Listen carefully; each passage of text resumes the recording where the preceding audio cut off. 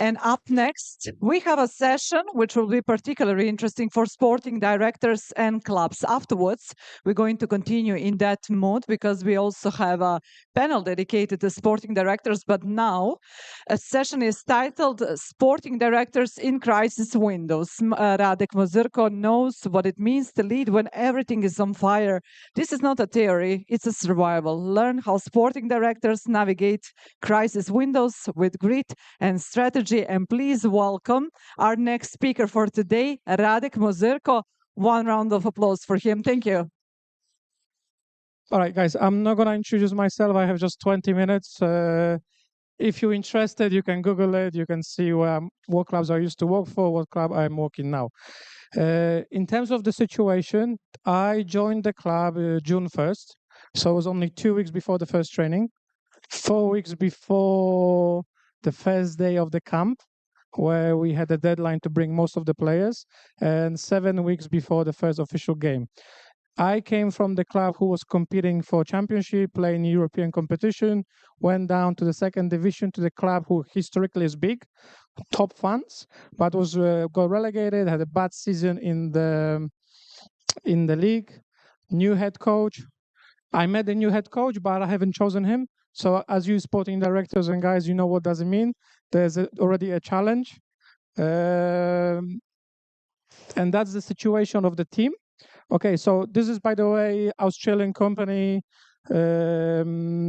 Is basically translating the data and gives me simple answers, who is good and who is average. On the left side, you have red, yellow, and purple dots. Red dots means the players who left the club. Okay, so I had 7 players who left the club. Purple dots meant there was 3 players. The board told me to push them out. High contracts, too expensive. They were not happy with them. So I had to push 3 players out. So already 10 players gone on the paper.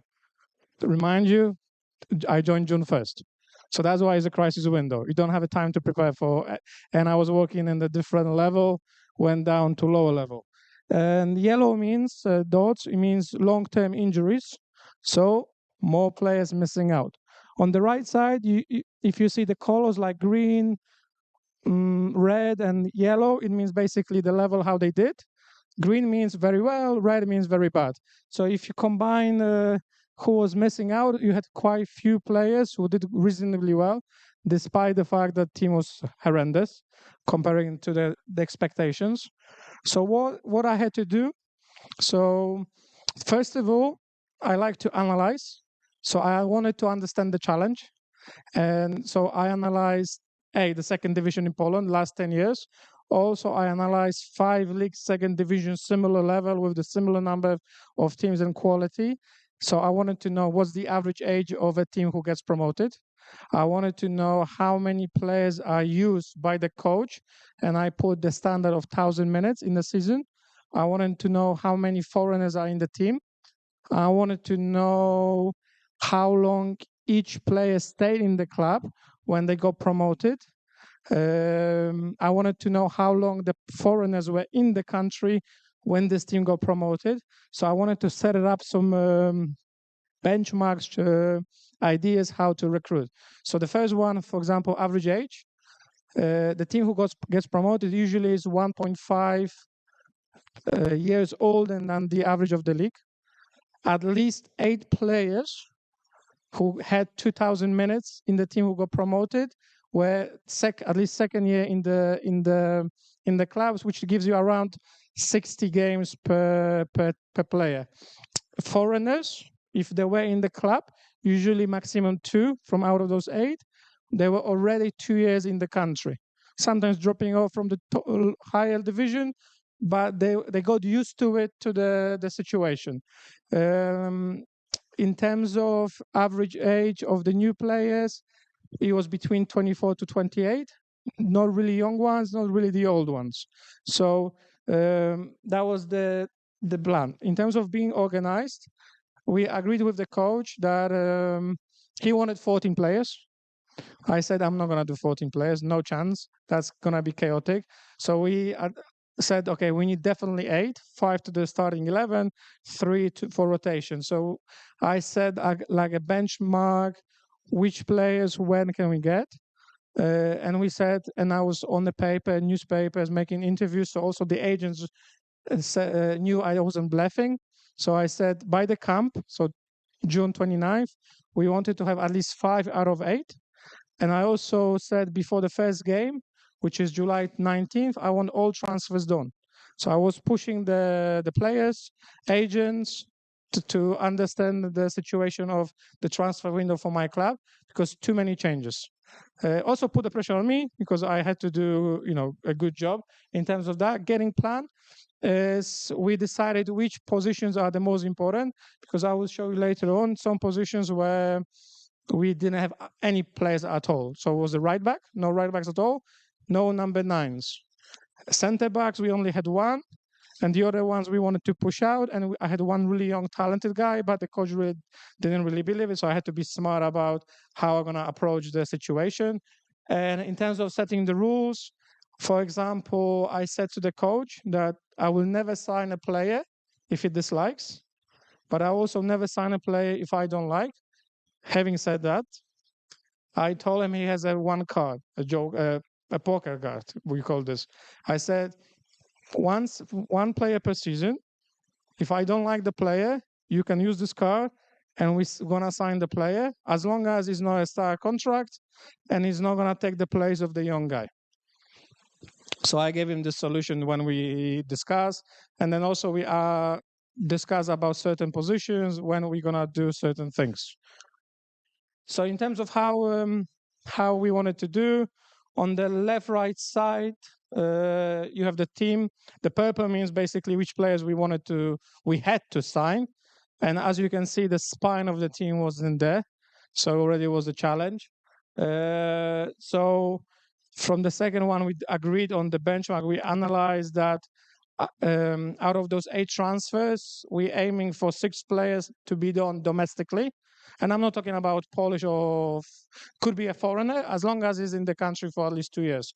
The second one was, the idea was to bring the best players from the division, because they understood the quality and the level, and also the players from the top division, but at the same level and age where they're still hungry to come back to the first division with our team. I really want to sign players who don't have hunger and desire to play at the top division. We didn't want to have players who are just happy to be. I wanted to have maximum 2 players who never played in Poland to minimize the risk of the transfers. I wanted to have players who, out of those 8, I wanted to have 3 players who can play on multiple positions. So strengthen the squad. I wanted to, as you probably know, majority of the leagues is similar, but in Poland it's even worse. 33% of the goals are scored from set pieces. So especially the first goal or second goal. So I really wanted to have a specialist. We didn't have a team of specialists who can score goals.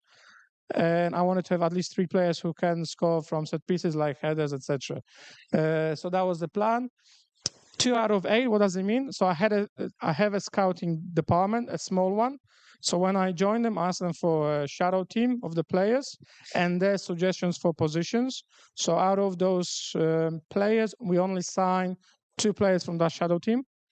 And after a week, no options. So June 7th, no options, and we had to work really hard. So what I did quickly with the data guy, I said to them what we want to have. So it's a player who at least played 5,000 minutes in the last 3 seasons. We wanted to have a player who didn't have any serious injuries in the last 2 years. We wanted to have a player who can pass our mental test. We wanted to have a player who had experience at certain position, at certain level, correlated to our data. So that's how it was. In terms of the outcomes, so there are pros and cons. I will go first with the outcomes, then on the left, the lessons I've learned. So we planned 8 transfers, I said at the beginning.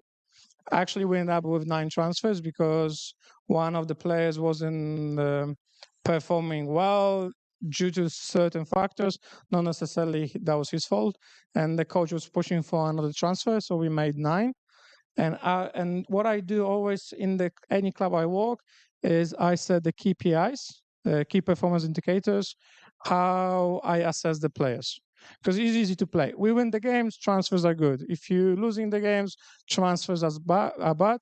But it's not that simple anymore, in my opinion. Or it can be simple, but I don't want to be judged only by winning and losing games because I am not a coach and I don't control certain situations. So the first one for me is assessing the availability in training.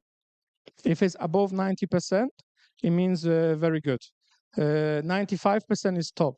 What happens very often with players when they change clubs, they get injured within first 3 months or first 100 days because they change the physical coach, they change the way they train quite often. Even if they change countries, they change the diet, which also affects the injury status of the players. So if you look at it, 8 out of 9 didn't have any serious injuries. That's very good score. The second one is ECA made a research on the players who make impacts and the suggestion how you should structure the bonuses for the players. If a player plays 65% of available playing time and makes a positive, that means he makes a positive impact on the performance of the team, as long as there's a positive performance of the team. So if you win the championship or you get promoted, etc., 65% is the benchmark of meaning he's actually doing something very positive on that. So if you look at it, 7 out of 9 had those playing time good, which means at least they were playing. The third one is the points, which is he had a score goal. We give him 4 points. If you make an assist, you get 2 points. If you make a second assist, you get 1 point. So we calculated all points of offensive players or even defenders. And out of the all points, 74% of the players were made by the new players. So from offensive point of view, the new players made the impact, which is a positive thing. Because one interesting thing, we have a project of finding players. We call this broken arrow. And we checked the strikers who regularly score 10 goals per season at a certain level I'm interested at, and they stopped scoring goals. 7% of the players who stop scoring goals is because they changed the club.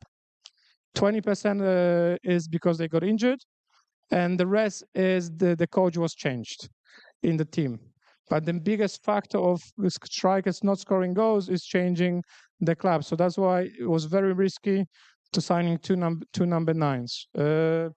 The other one is that's very subjective because defensive points, when the player make a big mistake, the coach was giving him 2 points. The second one was if you made a small mistake or was involved with the goal or considered goal, they get 1 point. So out of all points, only 35% of the points were scored negatively by the new players. So you can straight away see the results. The new players were giving positive impact offensively. Defensively, were not involved as much, which is a nice thing to do.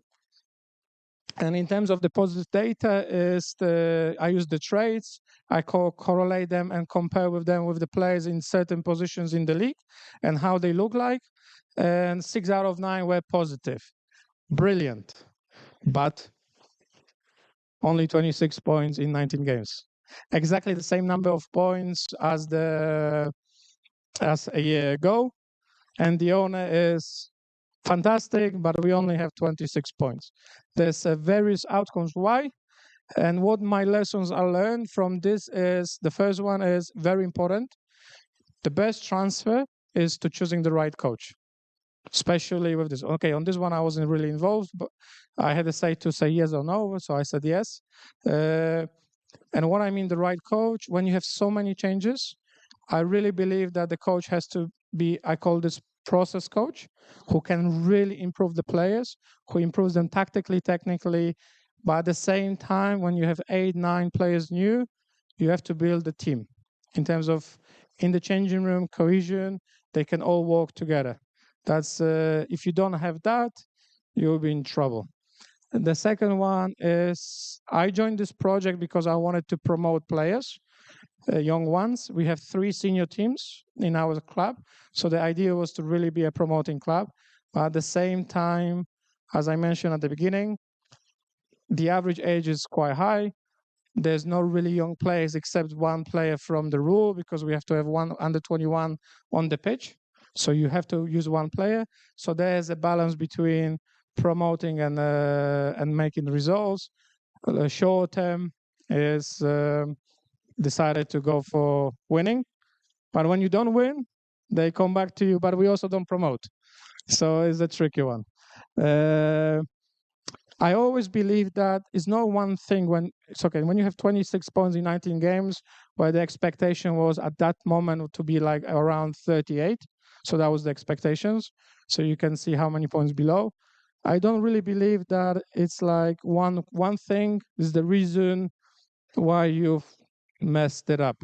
I always believe there's so many small things, and when they combine together, then the disaster happens. And what I learned from this is also when you focus too much on your job, especially making transfer, bringing scouts, bringing assistant coaches, whatever, you don't notice small things when it's too late.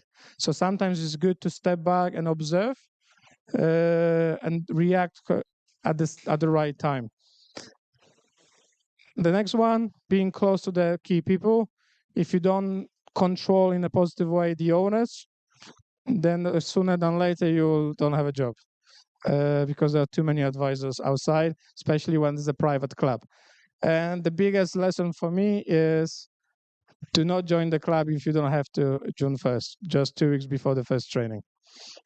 That's the lesson I've learned. Thank you.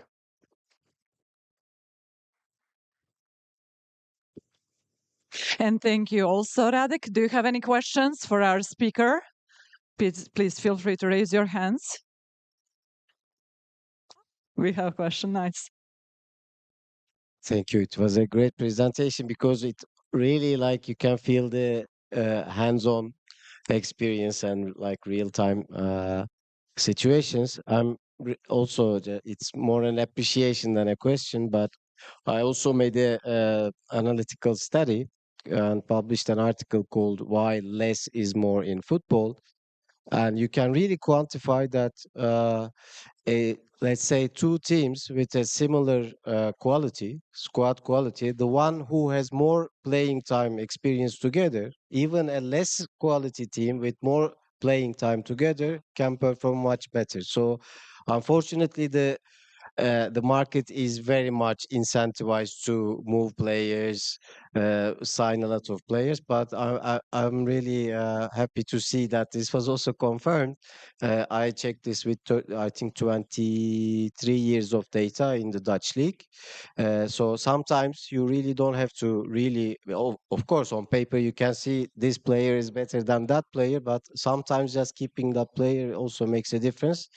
But I think one additional point you made about the time spent in the country, it would be, I didn't think about this. This is also an interesting factor. So thank you. It was really insightful for me. Like in terms of these benchmarks, on average was 13 players who had 1,000 minutes, and teams which didn't perform was if they had 17 players on the pitch who at least played 1,000 minutes, the results are below. And I used to work for the federation. We also checked that in terms of national teams, and the teams who were in triangles on the positions had at least 200 performances together who were overperforming. So sometimes when you're thinking why they called up certain player, it's because of they are connected and they have habits and muscle memory. All right, thank you. One more question maybe for Mr. Moyzrko. No, okay, so we would like to thank to you. It was a great introduction, great presentation from your side.